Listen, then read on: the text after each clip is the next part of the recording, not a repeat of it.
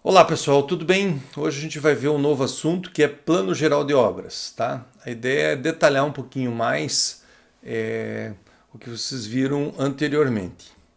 Bom, então vamos relembrar a nossa figura que apresenta lá as principais atividades do planejamento.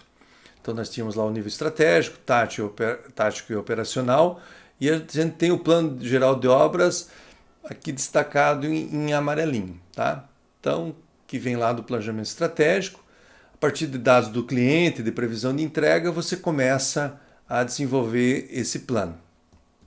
Bom, plano geral de obra. Plano geral de obra busca atender a demanda específica de um determinado cliente em termos de orçamento e prazos, tá?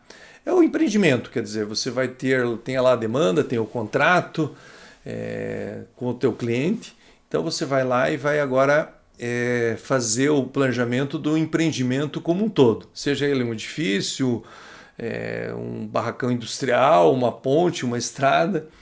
Você, a partir dos dados do teu contrato, você vai fazer o planejamento. Então, o plano geral busca sequenciar as diferentes atividades do projeto, de forma que cada uma delas tenha seu início e conclusão encadeados com as demais atividades que estarão ocorrendo em sequência ou em paralelo com a mesma, tá?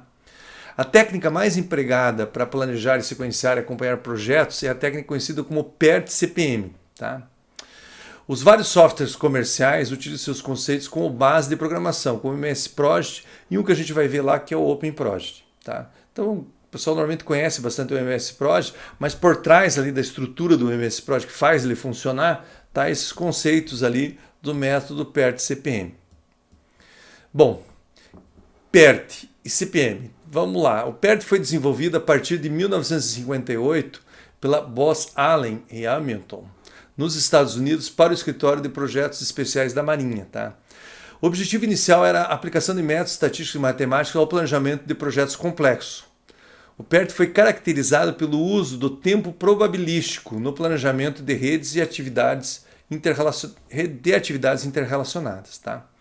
O CPM foi desenvolvido mais ou menos na mesma época por engenheiros matemáticos da DuPont e da Sperry Rand Corporation, tornando conhecido sob o nome de método da trajetória crítica. O CPM era mais focado no caminho crítico, ou seja, relacionado às variáveis de tempo, e no custo do projeto. Tá? Então, como os dois eram mais ou menos parecidos, um fazia uma coisa melhor, outro fazia outra, e eram complementares, passou-se a utilizar a denominação PERT-CPM para o planejamento de atividades sequenciais interdependentes. Tá? Então, na verdade, como eles eram métodos que foram desenvolvidos por grupos diferentes, mas que tinham complementaridades, eram muito parecidos. Então, o pessoal juntou as duas coisas ao longo dos anos, e daí a gente convencionou chamar métodos PERT-CPM, ou rede PERT-CPM. Tá? Bom, no planejamento de obras, o que o PERT-CPM permite? Então, permite que os gestores do projeto tenham, primeiro, uma visão geral gráfica das atividades que compõem o projeto. Então, aqui você tem lá o início do projeto e todas as atividades até o final lá do projeto. A estimativa de quanto tempo o projeto consumirá. Depois vocês vão ver, mas esse aqui, por exemplo, poderia ser 651,7. Então, seriam 651,7 dias para fazer esse projeto. Tá? Uma visão de quais as atividades são críticas para o atendimento do prazo de conclusão. Nesse caso aqui também são mostradas essas atividades que estão provavelmente aqui em vermelho. Atividades não, eventos ali que relacionam a essas atividades. E uma visão de quanto tempo de folga dispomos nas atividades não críticas. Então vocês vão ver o seguinte, que a atividade crítica é aquela onde o tempo aqui de cima e o tempo aqui de baixo é o mesmo, ou seja, a diferença dos dois é zero. E a diferença do lado de cima e aqui de baixo é o que a gente chama de folga. Tá? Então, normalmente o software lá, tipo o MS Project, te dá a folga de cada uma das atividades, e daí dá zero para aquelas que são atividades críticas, mas apresenta esse resultado. Aqui na rede a gente tem que ler essa informação e a gente vai ver hoje nessa aula. Bom, a primeira etapa para utilizar a técnica PERT-CPM consiste em elaborar uma rede que represente as dependências entre todas as atividades que compõem o projeto. Então tem que montar a rede. Tá?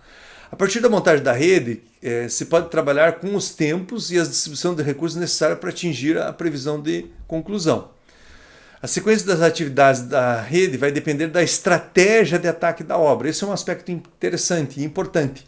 Quer dizer, como é que eu vou sequenciar as atividades, o que eu vou fazer primeiro, que tipo de tecnologia eu vou utilizar, tudo isso acaba influenciando nessa definição e no sequenciamento e dependência das atividades que você vai ter num projeto.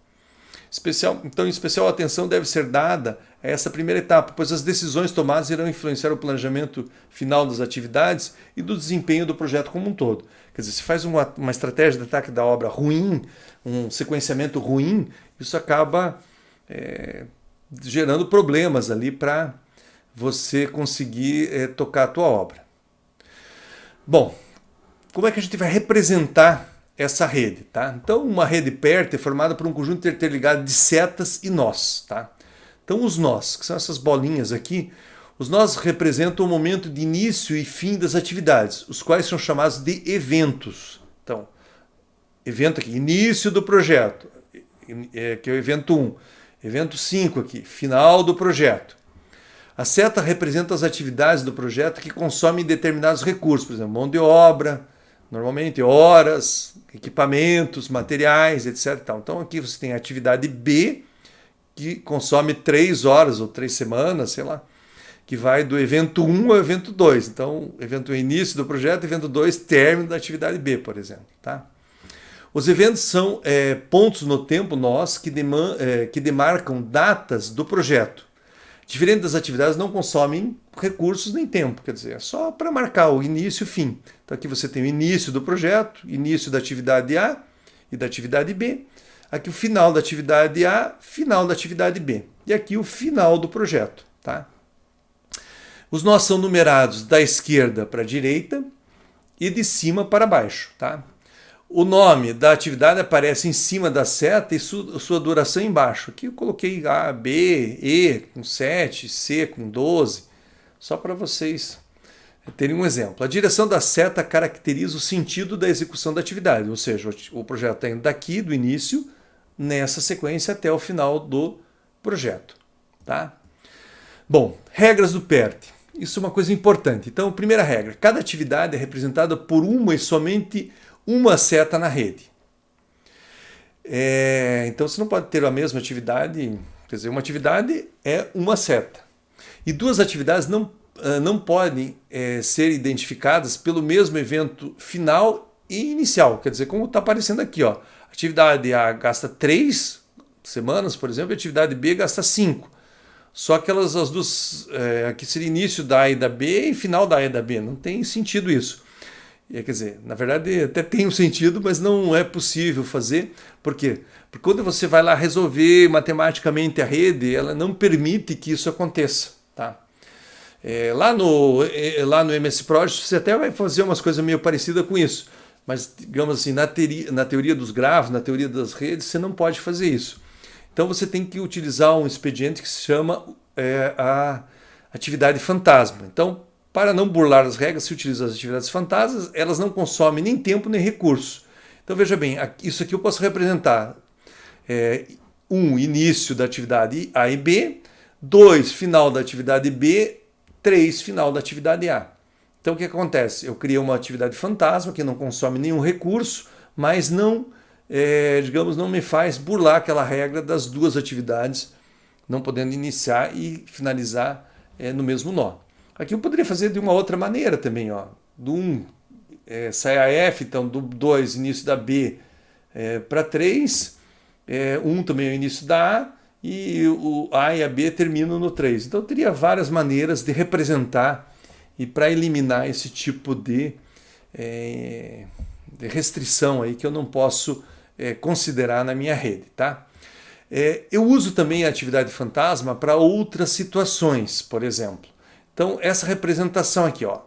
Então, lembro, está parecido com o desenho anterior, sai da 1 e vai para 2 a B, sai da 1 e vai para 3, tem a fantasma. E depois eu tenho uma atividade C aqui.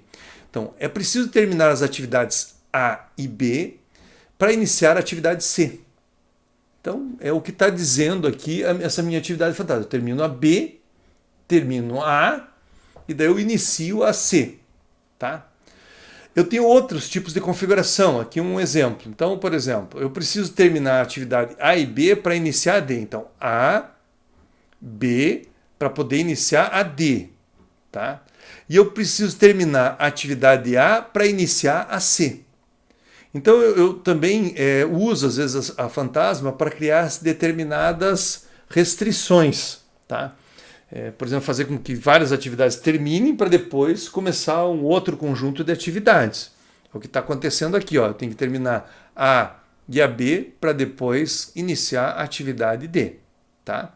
Então, às vezes a gente usa Fantasma não só para não burlar a regra, mas para criar algumas restrições na rede, para ter algumas condições, restrições em relação a início ou a finalização de determinadas atividades. Tá? Construção da rede PERT. Então, primeiro eu vou precisar de uma lista das tarefas que devem ser executadas para a conclusão do projeto, ou seja, as atividades propriamente ditas, todas que eu preciso. Definição das tarefas precedentes e, eventualmente, subsequentes. Tá? Então, as atividades que têm que vir antes e as que vêm depois. Ou seja, a ordem de execução das atividades. E os tempos de execução de cada tarefa, ou seja, a duração de cada atividade. Bom, aqui eu tenho aqui uma tabela, e daí nessa tabela, o que eu tenho? Eu fiz um exemplo assim meio bobinho, mas só para relacionar um pouco com a nossa área. Então eu coloquei como se fosse uma construção de uma casa. Então eu tenho lá fundação, tenho lá fundação, alvenaria, área externa, telhado, instalações, esquadrias, acabamento, e coloquei uma garagem, tá? E daí você tem lá, atividade A é fundação, atividade B, alvenaria, atividade C, área externa, telhado, instalações é E, esquadrilhas F, acabamento G, garagem H. E a dependência, por exemplo, eu só posso fazer a B e a C, ou seja, alvenaria e a área externa, posso começar depois que a fundação estiver pronta.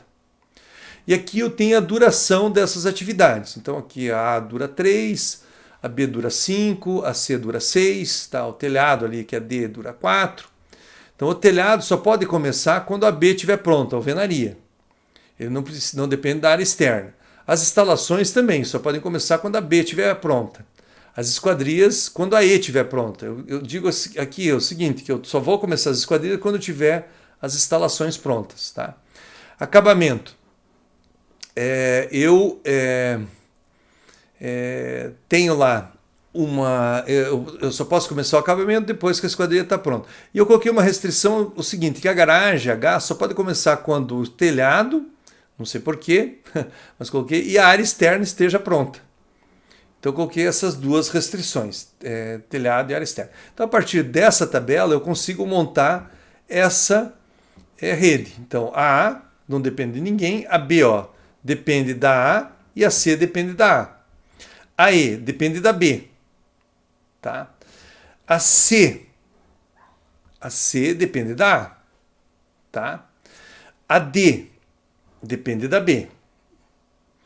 A H, veja que a H depende da D e da C. A F depende da E. E a G depende da F. Tá? Então, com essas relações, eu consigo estabelecer a minha rede. Tá? E aqui eu tenho o nome das atividades e aqui eu tenho o tempo necessário para cada uma. Tá? Então, vamos ler aqui. A seta representa as atividades do projeto, que consomem determinados recursos, mão de obra, material, equipamento ou tempo. No caso aqui, tempo. Os nós representam o momento de início e fim das atividades, os quais são chamados de eventos. Eu acho que para montar rede, eu sempre faço o seguinte, sempre você vai ter uma atividade 1, que é o início do projeto, e vai ter uma atividade final, que é o fim do projeto, onde todas as flechinhas lá que estão abertas se encontram lá com esse evento final, que é o final do projeto. Okay? Isso às vezes facilita a montagem a partir aqui da nossa tabelinha. Então, coloca a primeira, vai montando e depois sabe que todas as que ficarem lá sem ponta, lá, elas vão acabar todas no mesmo nó, no mesmo evento, que é o final do projeto.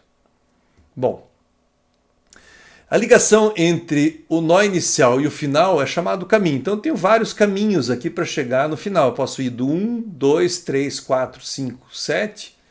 posso ir no 1, 2, 3, 6, 7. Eu posso ir no 1, 2, 6, 7. Então, quer dizer, eu tenho alguns caminhos para chegar no final ali da minha atividade, tá? Para mim calcular caminho crítico e tempos, eu preciso de duas noções, tá? Então, essas noções vão ser o cedo de um evento e o tarde de um evento. Então, cada nó ou evento de uma rede, podemos calcular dois tempos que definirão os limites no tempo que atividades que partem desse evento dispõem para serem iniciadas. Então, eu tenho lá, cedo do evento.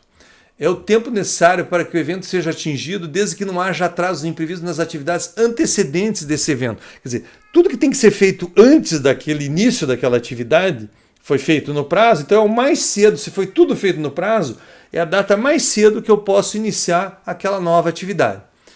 Tarde do evento é a última data de início da atividade que partem desse evento de forma a não atrasar. Então, essa atividade, quanto eu posso atrasar ela, se eu tenho alguma folga, para que eu não atrase lá a conclusão do projeto. Então, eu tenho essas duas noções, o cedo de um evento e o tarde de um evento.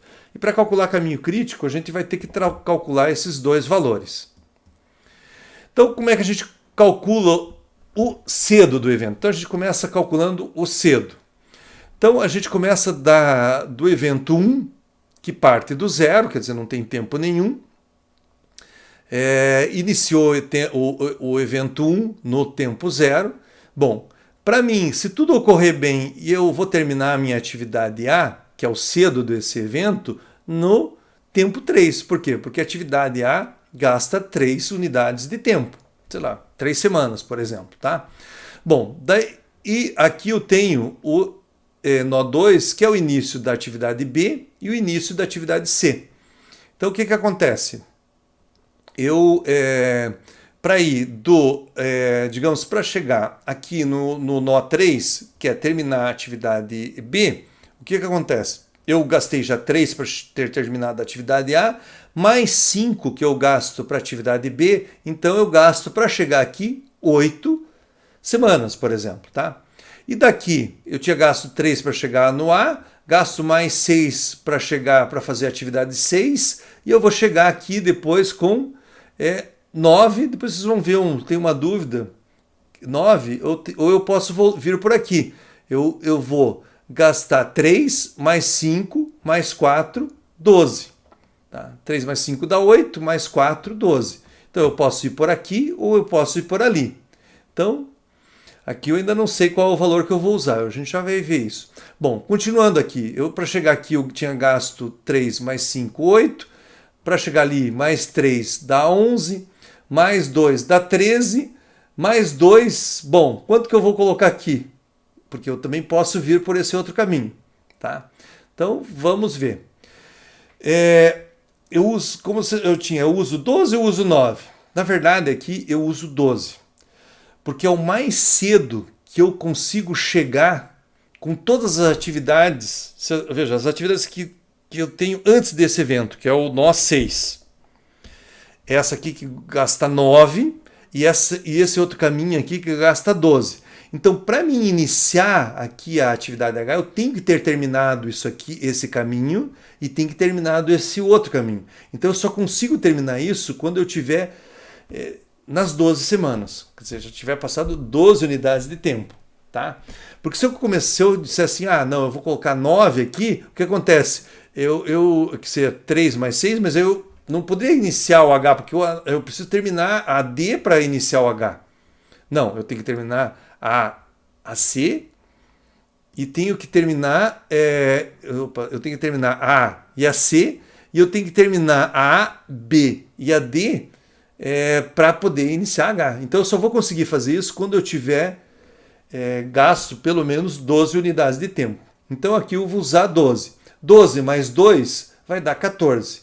Se eu vir por aqui, então, dá 14. Se eu vier por ali, ó, eu tinha 8, mais 3, 11, mais 2, 13, mais 2, 15. Tá? Então, eu tenho 14 se eu vier por aqui, ou 15 se eu vier por aqui. Eu vou ter que novamente usar o valor 15. Porque eu não posso terminar o meu projeto faltando uma semana ainda, que eu tenho a atividade G ali que vai precisar de mais uma semaninha, posso já ter terminado a TH, mas a AG ainda precisa de mais uma semaninha para terminar. E com isso eu termino o que a gente chama os tempos mais cedo, tá? Então, o mais cedo que eu posso começar aquele evento, ou seja, iniciar a H aqui, iniciar a C aqui, iniciar a E e a D nesse evento 3, iniciar a F no 4, etc e tal, tá? Agora eu tenho que fazer o seguinte, calcular o que a gente chama de o tempo mais tarde. O tempo mais tarde eu vou ter que fazer o contrário. Lembra que estava 15 aqui? Eu repito esse valor aqui, que vai ser o prazo do meu projeto, tá? E venho agora, lembro que eu vinha, quando eu estava calculando mais cedo, eu vinha lá do início do projeto para o final, somando. Agora eu venho diminuindo. Então 15 menos 2 dá 13, tá? Eu só posso, para chegar daqui para cá, eu só posso vir para cá. Então 15 menos 2, 13. 15 menos 2, 13 também. Então eu coloco 13 aqui embaixo. 13 menos 2 dá 11. 2 menos 3, quer dizer, 11 menos 3 dá 8. Tá? E se eu vier por aqui 13 menos 4 dá 9. Qual dos dois eu vou usar? Tá? 8 ou 9?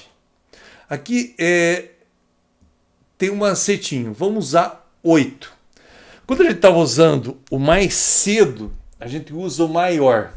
Quando a gente está usando o mais tarde, a gente usa o menor. É a mesma lógica do mais cedo. Quer dizer, é o mais tarde que eu posso começar aquele evento sem atrasar o projeto final. Tá? Então, nesse caso, eu uso, para chegar aqui, eu coloco 8.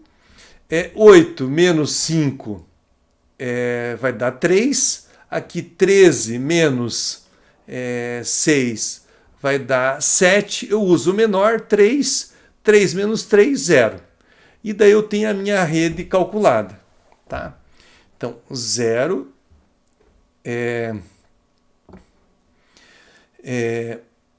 então eu tenho lá e volto ao 0, 0. Vejam bem, nessa rede, vocês vão ver o seguinte, que o que acontece? Quando o meu tempo, digamos assim, o tempo de cima é o tempo mais cedo, tá? E o tempo de baixo é o mais tarde. Quando a diferença entre esses dois for maior do que 0, quer dizer, aqui eu tenho 12 menos 13, é o que a gente vai chamar de folga. Quando a diferença de cima e o de baixo for 0, a folga vai ser 0. E, consequentemente, depois vocês vão ver que é o caminho crítico. Então, cedo no evento. É tempo necessário para que o evento seja atingido desde que não haja atraso imprevisto nas atividades antecedentes ao evento. Quer dizer, se nada atrasar, eu tenho que iniciar esse aqui no dia 13 para que no dia 15 eu consiga terminar o projeto. Tá? Esse aqui, se nada, eu posso começar o mais cedo, se nada atrasar, antes, no dia 12. Mas se eu começar até o dia 13, eu ainda, 13 mais 2, acabo o meu projeto no prazo. Então esse é o tarde. Então, o tarde de um evento é a última data de início das atividades que partem desse evento, de forma a não atrasar a conclusão do projeto. Tá? Então, nesse caso aqui do evento 6, eu tenho um mais cedo que é 12 e um mais tarde que é 13. Então eu tenho uma folga de 1. Nesses outros aqui eu não tenho folga nenhuma. Então, quando eu chegar aqui no evento 3, eu tenho que chegar no 8 e tem que começar no 8. Porque se eu começar no 9, o que vai acontecer? Eu não vou mais gastar 15 unidades ou 15 semanas por projeto, mas eu vou gastar 16 semanas. Bom, caminho crítico, como a gente já havia comentado. Caminho crítico é a sequência de atividades que possui folga total nula e que determina o tempo total de duração do projeto. Então vejam bem, aqui eu coloquei as diferenças entre o de cima e de baixo. Aqui a diferença é 0, 0, 0, 0, 0. O único que tem uma diferença de 1 é esse aqui, ó. A diferença entre 12 por 13 é 1, então eu tenho uma folga. Tá?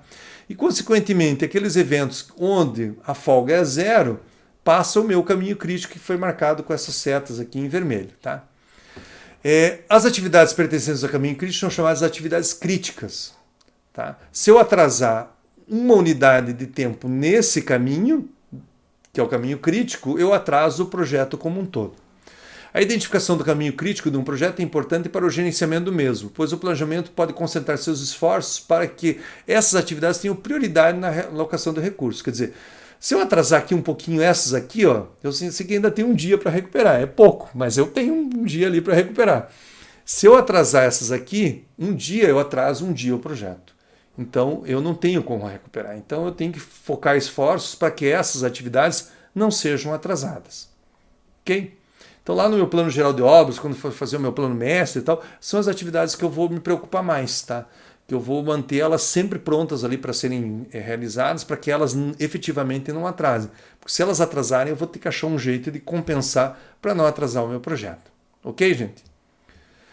Bom, aqui tem algumas referências, se alguém quiser pesquisar mais alguma coisinha sobre esse assunto. E na próxima aula vamos tratar da continuidade aí, da análise de redes PERT CPM.